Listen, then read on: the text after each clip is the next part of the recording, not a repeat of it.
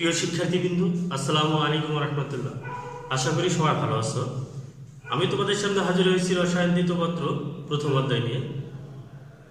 আমি তোমাদের সামনে আজকে নাইট্রোজেন ফিকশন সম্বন্ধে একটু আলাপ আলোচনা করব। আমরা শুরুতেই নাইট্রোজেন ফিকশন দেখব যে নাইট্রোজেন ফিকশন কি বা কাকে বলে। তাহলে আমরা এইভাবে সংজ্ঞা দিতে পারি, বায়ুস্থ নাইট্রোজেনকে রূপান্তর করে কিসে রূপান্তর করতে হবে, যোগে রূপান্তর করে উপযোগী ব্যবহার উপযোগী করে আবদ্ধ রাখার প্রক্রিয়াকে নাইট্রোজেন ফিকশন বলে। আমি সংজ্ঞাটা আবার বলছি, বায়ুস্থ নাইট্রোজেনকে যোগে রূপান্তর করে ব্যবহার উপযোগী করে আবদ্ধ রাখার প্রক্রিয়াকে নাইট্রোজেন ফিকশন বলে। পূর্ববর্তী আলোচনায় থেকে আমরা জানি নাইট্রোজেন ফিকশন প্রাকৃতিকভাবেও পাওয়া যায় এবং কি ইহা কৃত্রিমভাবেও সম্ভব। কৃত্রিমভাবে নাইট্রোজেন ফিকশন সম্ভব হলেও, যেমন আমরা জানি হেবার-বস পদ্ধতিতে বায়ুস্থ নাইট্রোজেন ও হাইড্রোজেনের সাথে বিক্রিয়া করে অ্যামোনিয়া তৈরি হয়। পরবর্তীতে এই অ্যামোনিয়া ইউরিয়ায় রূপান্তরিত হয়। আমি বিক্রিয়াগুলো একটু দেখব। শুরুতে কি নাইট্রোজেন গ্যাস, তাহলে আমরা দেখি এটার সাথে কি থাকবো, হাইড্রোজেন গ্যাস থাকবো।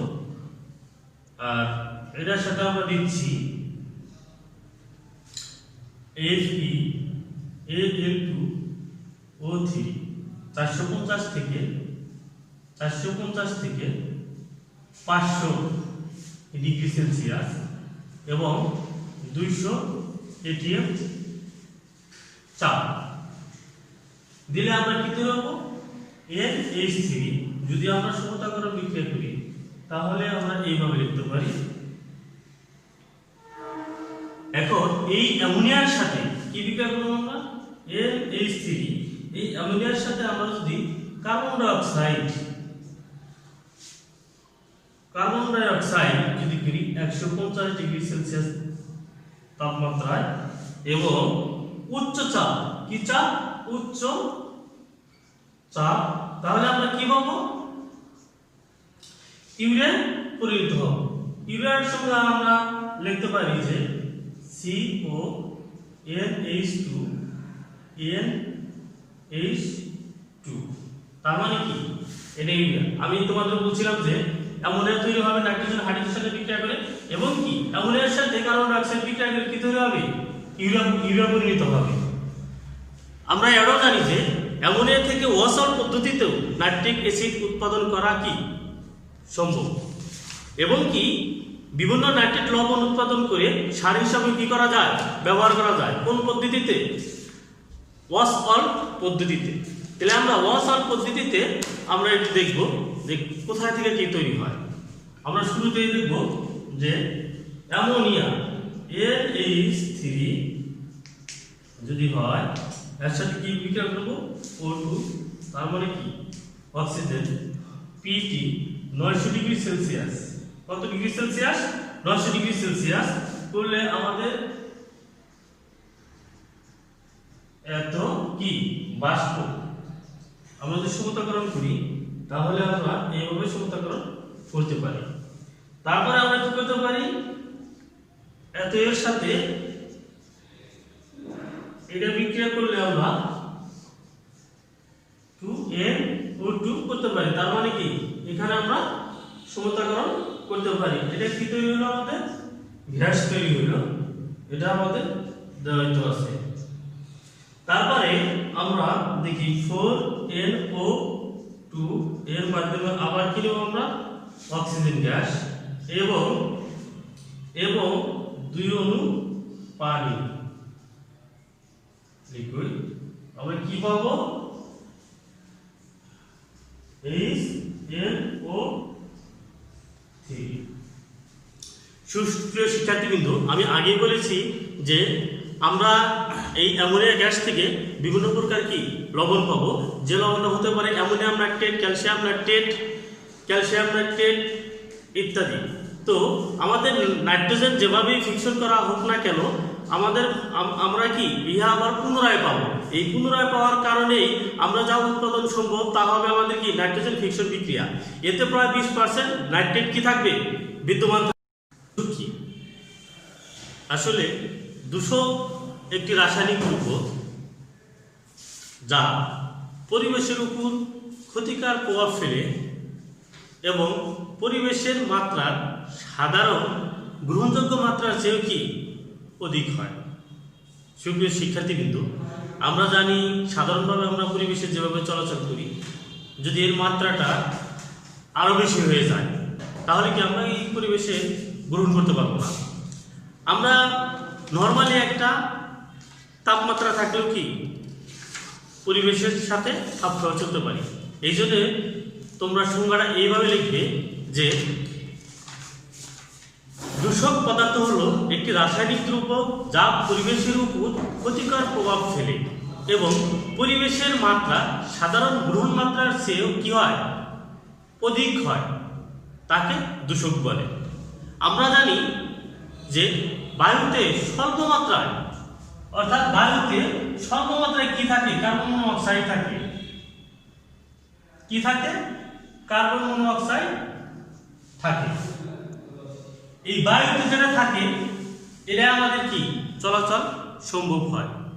যদি এইটা 40 ppm বা এর চেয়ে অধিক হয়,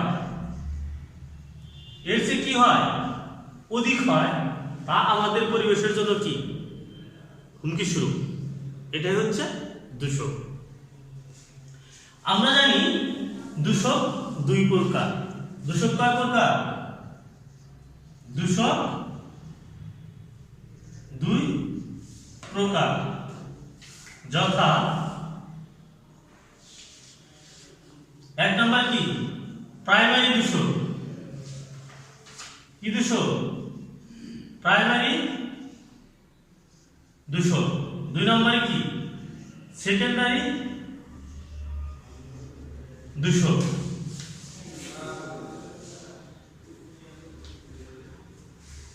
প্রাইমারি দূষক প্রথম পর্যায়ের দূষক, সেকেন্ডারি দূষক কি তার পরের পর্যায়ের দূষক। তাহলে আমরা প্রাইমারি দূষক সংজ্ঞাটা লিখতে পারি বা বলতে পারি যে প্রাইমারি দূষক কি। প্রাইমারি দূষক কি? প্রাইমারি দূষক বায়ুতে কি হয়, সরাসরি প্রথম অবস্থায় কি দূষিত হয়। এই কারণে আমরা সংজ্ঞাটা এইভাবে দিতে পারি, যে সকল দূষক পদার্থ সরাসরি বায়ুতে নির্গত হয় তাদেরকে প্রাইমারি দূষক বলে। আমি আবার বলছি, যে সকল দূষক পদার্থ সরাসরি বায়ুতে নির্গত হয় তাদেরকে প্রাইমারি দূষক বলে। সেগুলো কি? যেমন sulphur dioxide, carbon dioxide, nitrogen dioxide, carbon monoxide ইত্যাদি। এগুলা কি প্রাইমারি দূষক। এগুলা কি সরাসরি বায়ুতে নির্গত হয়। আমরা এখন দেখব সেকেন্ডারি দূষক। কি দেখব? সেকেন্ডারি দূষক।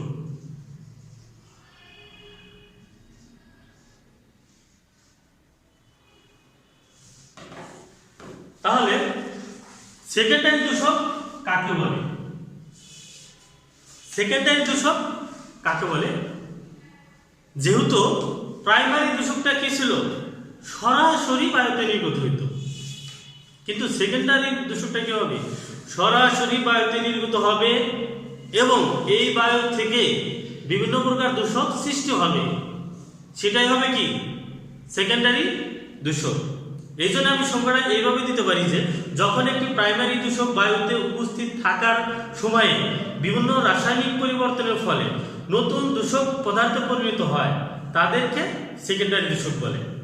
আমি আবার বলছি, যখন একটি প্রাইমারি বায়ু দূষক বায়ুতে উপস্থিত থাকার সময়ে বিভিন্ন রাসায়নিক পরিবর্তনের ফলে নতুন দূষক পদার্থে পরিণত হয় তাকে সেকেন্ডারি দূষক বলে।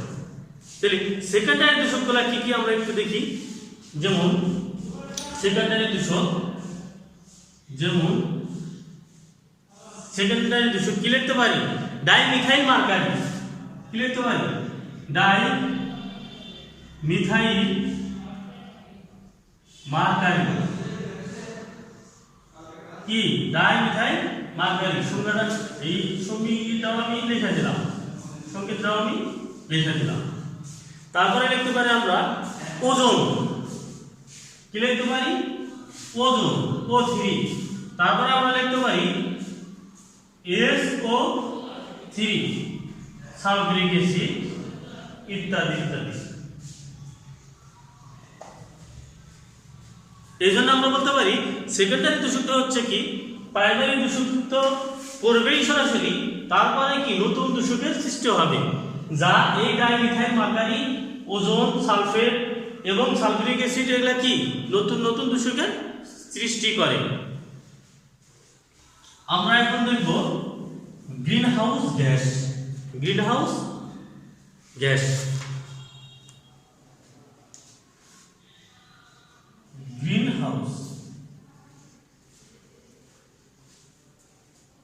তাহলে আমরা দেখি গ্রিনহাউস কি।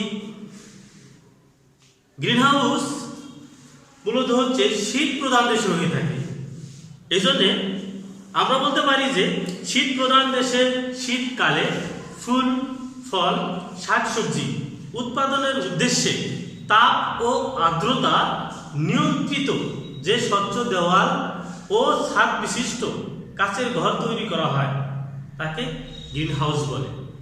সুপ্রিয় শিক্ষার্থীবৃন্দ, আমি আবার বলছি, শীত প্রধান দেশে শীতকালে ফুল, ফল ও শাকসবজি উৎপাদনের উদ্দেশ্যে তাপ ও আর্দ্রতা নিয়ন্ত্রিত যে স্বচ্ছ দেওয়াল ও ছাদ বিশিষ্ট কাচের ঘর তৈরি করা হয় তাকে গ্রিনহাউস বলে। আসলে সূর্য দেখে যে তাপটা পড়ে সে তাপটা কোনো বাধা থাকে না, বা যখন পরে ভিতর থেকে যখন সূর্যের তাপটা চলে যাওয়ার সম্ভাবনা থাকে তখন কি ওই কাচের ঘরটা আচ্ছাদনের মাধ্যমে কিছু তাপ শোষিত হয়। এই গ্রিনহাউস গ্যাসে কি করা যায়? তাপ শক্তি বা আলোক শক্তি সরবরাহের ব্যবস্থাও আছে, ফলে প্রতিকূল পরিবেশেও ইচ্ছামতো ফুল, ফল এবং সবুজ উদ্ভিদ উৎপাদন করা সম্ভব হয়। বর্তমান মরুময় দেশে গ্রিনহাউসের সাহায্যে ফুল, ফল ও শাকসবজি কি করা হয়?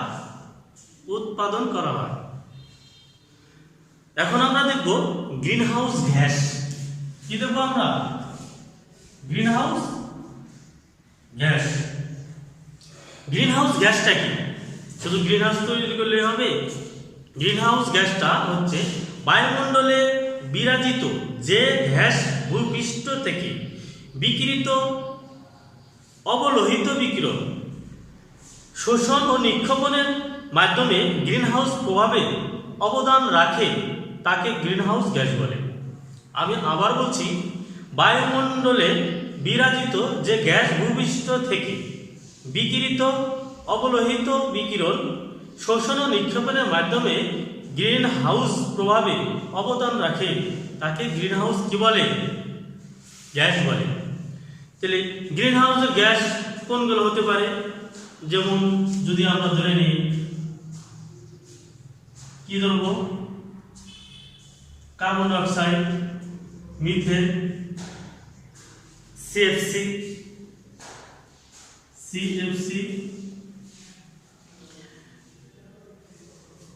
N2O ইত্যাদি। এগুলা কি গ্রিনহাউস গ্যাস। আসলে গ্রিনহাউস গ্যাসের উৎসটা কি? গ্রিনহাউস গ্যাসের উৎস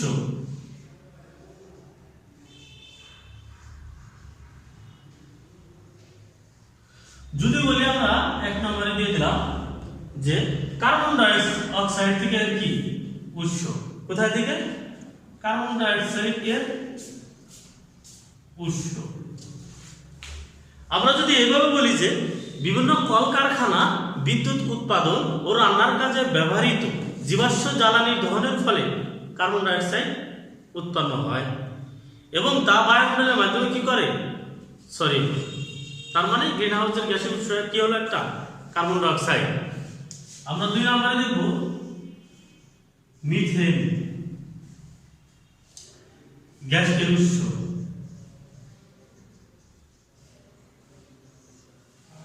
মিথেন থেকে কিভাবে গ্রিন হাউসের গ্যাস উৎসটা আসে? ভূপৃষ্ঠের বিভিন্ন স্থানে জৈব পদার্থের বিয়োজনের ফলে কৃষি খামারে বৃদ্ধির কারণে মিথেন গ্যাস উৎপন্ন হয়। আমি আবার বলছি, ভূপৃষ্ঠের বিভিন্ন জৈব পদার্থের বিয়োজনের ফলে এবং কৃষি খামারের বৃদ্ধির কারণে মিথেন গ্যাস উৎপন্ন হয়। 3 নম্বরে সিএফসি গ্যাসের উৎস।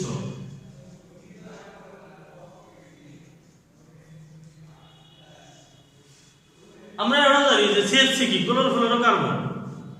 এই জন্য রেফ্রিজারেটর, ফ্রিজার, অ্যারেসল ইত্যাদি ব্যবহারের কারণে সিএফসি বায়ুমণ্ডলে ছড়িয়ে পড়ে। কিসের মাধ্যমে? রেফ্রিজারেটর, ফ্রিজার, অ্যারেসল ইত্যাদিতে ব্যবহারের ফলে সিএফসি বায়ুমণ্ডলে কি করে ছড়িয়ে পড়ে।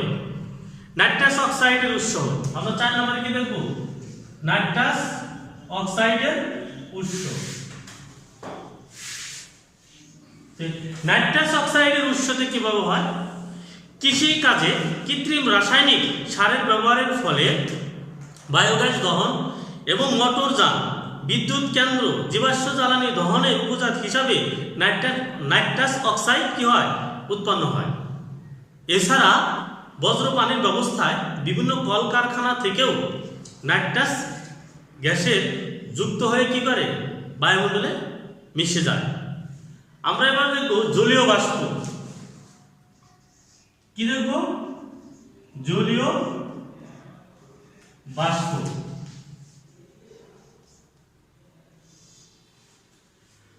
জলীয় বাষ্প আসলে নদ নদী, সাগর ও বিভিন্ন জলাশয় থেকে পানি সূর্যের প্রবাহে উত্তপ্ত হয়ে জলীয় বাষ্পে কি হয় রূপান্তরিত হয় এবং তা বায়ুমণ্ডলের প্রভাবে বায়ুমণ্ডলকে কি করে উত্তপ্ত করে। বায়ুমণ্ডলে প্রবেশ করে কি করে বায়ুমণ্ডলে কে উত্তপ্ত করে। আমি আবার বলছি, নদ নদী, সাগর ও বিভিন্ন জলাশয় থেকে পানি সূর্যের প্রভাবে উত্তপ্ত হয়ে জলীয় বাষ্পে রূপান্তরিত হয় এবং তা বায়ুমণ্ডলে প্রবেশ করে বায়ুমণ্ডলকে কি করে উত্তপ্ত করে। ওজনের উৎস থেকে আমরা 6 এই পাশে দেখলাম ওজনের উৎস থেকে। কি থেকে? ওজন থেকে। এই জন্য আমরা লিখলাম ওজনের উৎস। ওজনের উৎস O3।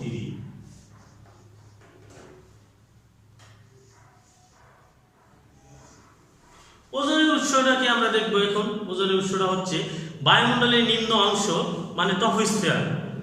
অক্সিজেন এবং সূর্যের ইউভি রশ্মি মানে আল্ট্রাভায়োলেট রশ্মির মধ্যে আলোক রাসায়নিক বিক্রিয়ার মাধ্যমে O3 উৎপন্ন হয়, অর্থাৎ ওজোন তৈরি হয়। আমি কি দিলাম? O2 দিলাম। তার মানে কি অক্সিজেন দিলাম। এখানে আমি কি দিব? ইউভি রশ্মি, আল্ট্রাভায়োলেট রশ্মি। তাহলে এই জন্য কি দেব? ইউভি রশ্মি। ইউভি রশ্মি। যদি আমি অক্সিজেনের সাথে ইউভি রশ্মিটা দেই তাহলে আমার তৈরি হচ্ছে কি ও। আমি পরবর্তীতে এই অক্সিজেনের সাথে কার সাথে? এই অক্সিজেনের সাথে আবার কি দেব? যদি আমি এটা বিক্রিয়া করাই তাহলে আমার কি তৈরি হবে? O3 তৈরি হবে। O3 তে কি বোঝানো হয়েছে আমাদের এখানে? ওজন বোঝানো হয়েছে। কি বোঝানো হয়েছে? ওজন বোঝানো হয়েছে। এবং কি যদি সমুদ্রাকরণ করি একটু এবং প্লাসের সাথে কি তৈরি হয়? তাপ তৈরি হয়। কি তৈরি হয়? তাপ তৈরি হয়। তার মানে আমরা ওজনের উৎস হিসাবে আমরা বলতে পারি যে বায়ুমণ্ডলের নিম্ন অংশে অর্থাৎ ট্রপোস্ফিয়ার অক্সিজেন ও সূর্যের ইউভি রশ্মির মধ্যে আলোক রাসায়নিক বিক্রিয়ায় কি তৈরি হয়? ওজোন তৈরি হয়। সুপ্রিয় শিক্ষার্থীবৃন্দ, আশা করি তোমরা আজকের লেকচারটি বুঝতে পেরেছ। সবাই ভালো থাকো, সুস্থ থাকো, নিরাপদে থাকো। আল্লাহ হাফিজ। আসসালামু আলাইকুম রহমতুল্লাহ।